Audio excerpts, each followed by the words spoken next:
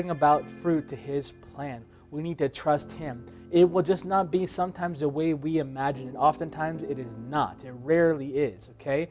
And so this is a thing that we have to kind of reground ourselves and get back to this truth that, you know what, we're going to falter in this process. We're going to end up in the repair shop. We're going to have accidents. We're going to get rear-ended. We're going to probably rear-end somebody else in this whole process. And guess what? God forgives you. Get back up. Keep going. And let's get to the place of God's grace through to the place of God's dominion for His glory, for His purposes. Amen. So, I wanted to mention a little of a story about mine that, I was part of a very large worldwide ministry when I was younger and going to Bible college. And it was in several different nations. In fact, I've been part of a few different very large ministries. And in this particular time, though, I went overseas a couple of times, and I was living overseas, and all of a sudden there was a huge blow-up that took place. Now, before this huge blow-up, though, you need to know that the supposed man of God, the big preacher that had the worldwide ministry that I was a part of, he had a very charismatic personality, very strong personality. A lot of insecure people were drawn to him because he just had this a very brash way of saying things, and it seemed like it was security. It was secure around him. And a lot of people, you had all the major preachers in the world come to preach on his platform or at his church.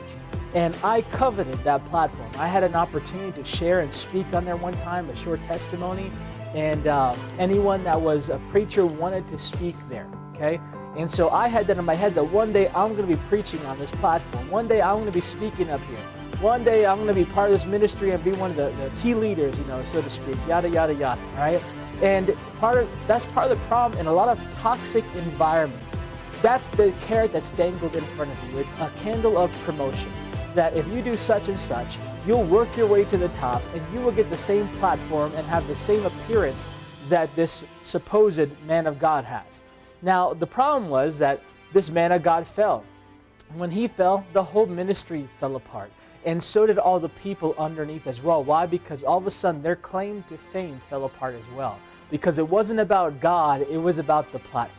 It wasn't about God's strength. It was about this man's strength and what he brought to the table in the name of God.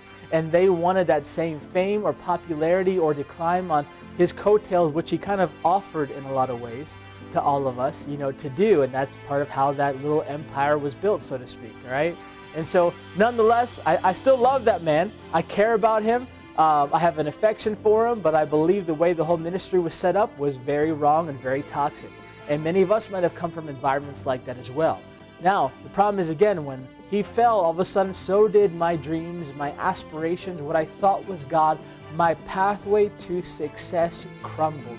The bridge to get where God wanted me to go to was all of a sudden gone. And I thought, oh no, now what? Right? What's next? Is there a way forward? And I was disillusioned for a while. And can I just tell you, God has divine times of disillusionment for you to be going through. It is a very difficult time. It can be a very lonely time. It can be a time where you doubt God, like we talked about last week, where John was disillusioned for a little bit. You will have divine times of disillusionment. It's okay. Now, it's not okay to stay like that.